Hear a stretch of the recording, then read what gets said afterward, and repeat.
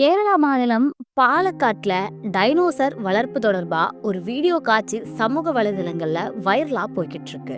பாலக்காடு அப்படின்னாலே கம்பீரமான மேற்கு தொடர்ச்சி மலைகளோட பின்னணியில அமைக்கப்பட்டிருக்க பசுமையான வயல்வெளிகள் தான் நம்மளோட நினைவுக்கு வரும்.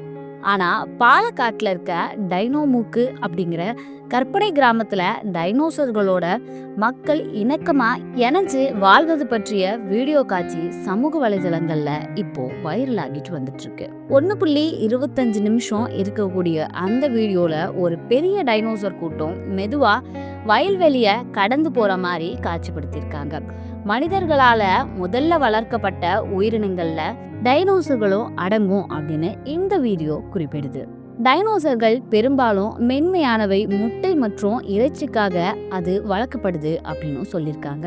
அடுத்தடுத்த காட்சிகள்ல ஒரு பெண் தன்னோட கொல்லைப்புறத்துல ஒரு இளம் டைனோசருக்கு தீவனம் தயாரிக்கிறது, ஒரு மனிதன் தலையில ஒரு பெரிய டைனோசர் முட்டைய சுமந்துட்டு போறது மற்றும் டைனோசர் பொருட்களை விற்கிற கடைகள், இது எல்லாமே அந்த வீடியோல காட்டப்படுது.